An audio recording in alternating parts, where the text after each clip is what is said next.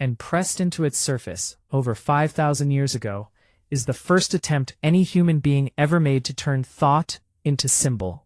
This is the oldest writing ever found, a tablet from the city of Uruk, in what is now southern Iraq. The marks on it are not letters, not yet. They are the first scratches of a system that would eventually give us literature, law, mathematics, philosophy, every written word that has ever existed. For over a century, we thought we knew who made it. We were completely wrong. In 2024, a team of geneticists published DNA results that tore through 100 years of archaeological assumption. The people behind the world's first writing system, the civilization that gave humanity its first words, were not who we thought they were. And the truth is more extraordinary, more human, and more unsettling. 6,000 years ago, this land was a miracle. Between two great rivers, the Tigris and the Euphrates, the soil was so rich it almost seemed to breathe. Every spring, floods deposited fresh silt across the plains of what we now call southern Mesopotamia. The ancient Greeks would later call it the land between the rivers. For the people who lived here, it was simply home. Picture it. Long, low reed houses built right at the edge of the marshes, the smell of mud and river water and sun-dried grain. Children chasing water birds through shallow pools, while their parents stacked clay bricks to build the world's first true cities. Because that's what was happening here. Cities. For the first time on Earth, human beings were choosing to live not in scattered villages, but together, in dense, organized settlements with thousands of inhabitants. Streets, temples, merchants who traveled hundreds of miles to trade. This was a civilization being invented in real time. And at some point, no one knows exactly when, someone picked up a reed, pressed it into wet clay at an angle, and made a mark that meant something. Not a picture, not a cave painting of an animal, a symbol, abstract, agreed upon. A mark that carried meaning, even when the person who made it wasn't in the room. That was the threshold. That was the moment writing began. The civilization that did this is known today as the Sumerians, and for over a century, archaeologists had a reasonably confident story about who they were, where they came from, and what they represented. That story, it turns out, was missing something enormous. The traditional understanding of Sumerian origins went something like this.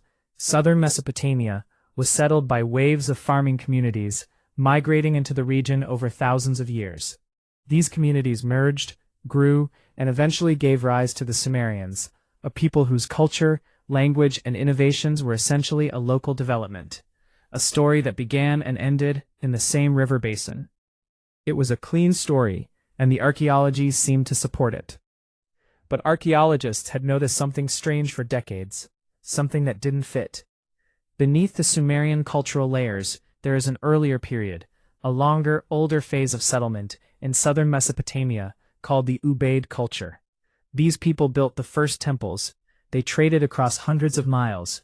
They may have spoken a language that was neither Sumerian nor any other we recognize.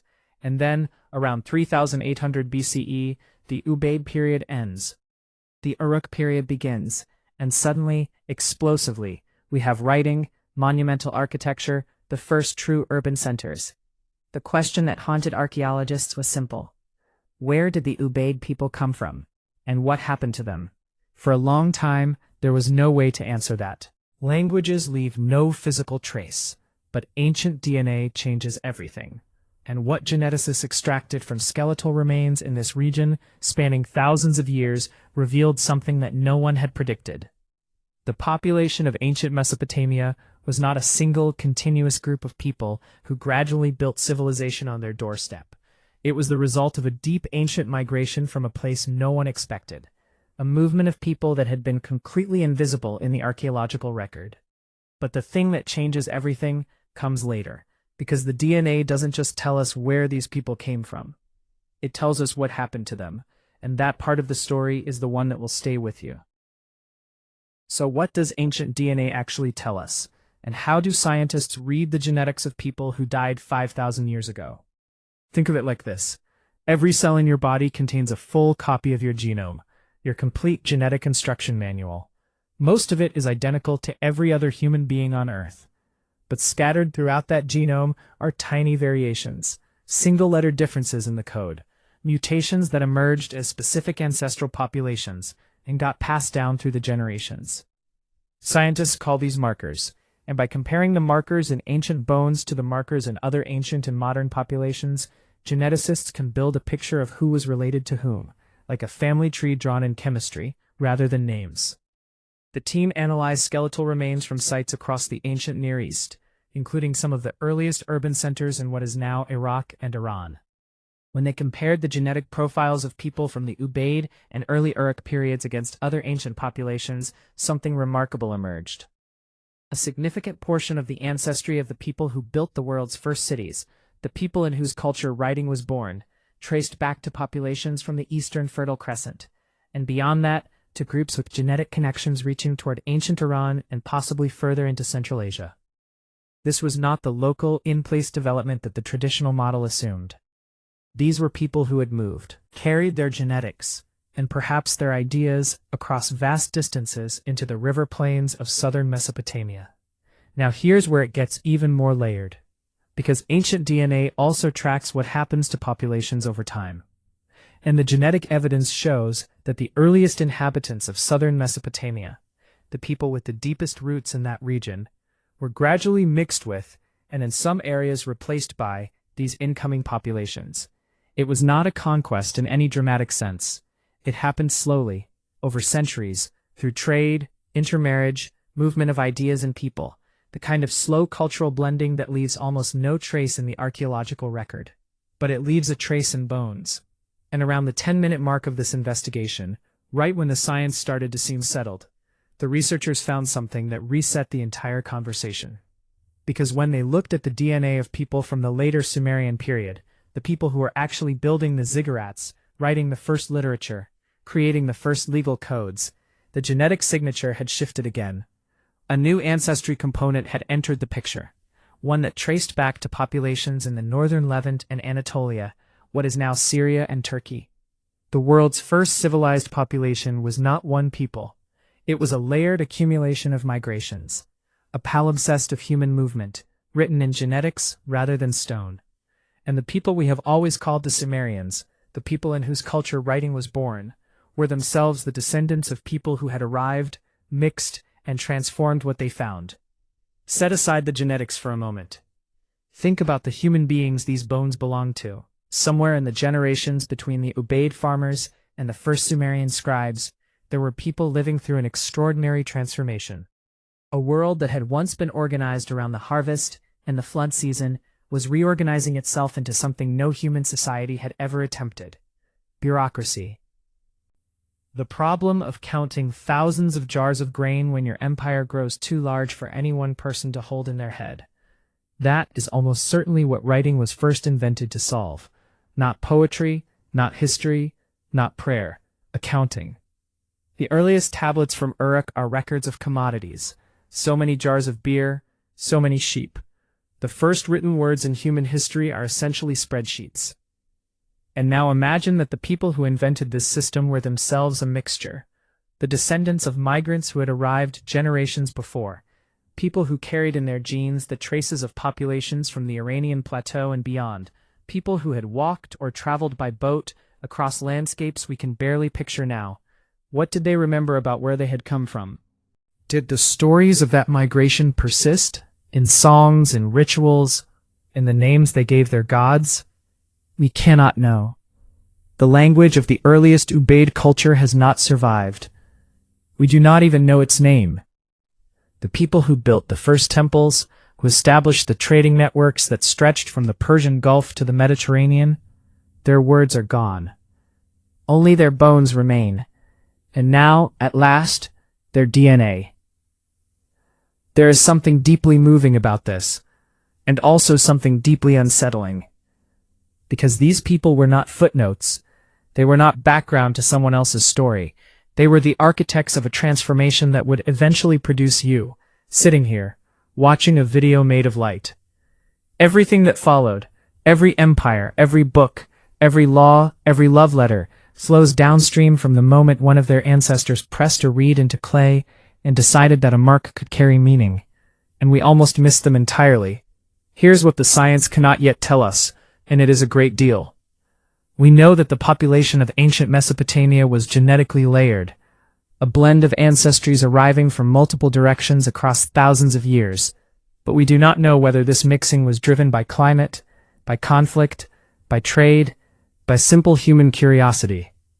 We don't know what the Ubaid people called themselves. We don't know whether the migrations we can detect in the DNA were peaceful or violent. The bones do not tell us that. DNA is silent on suffering.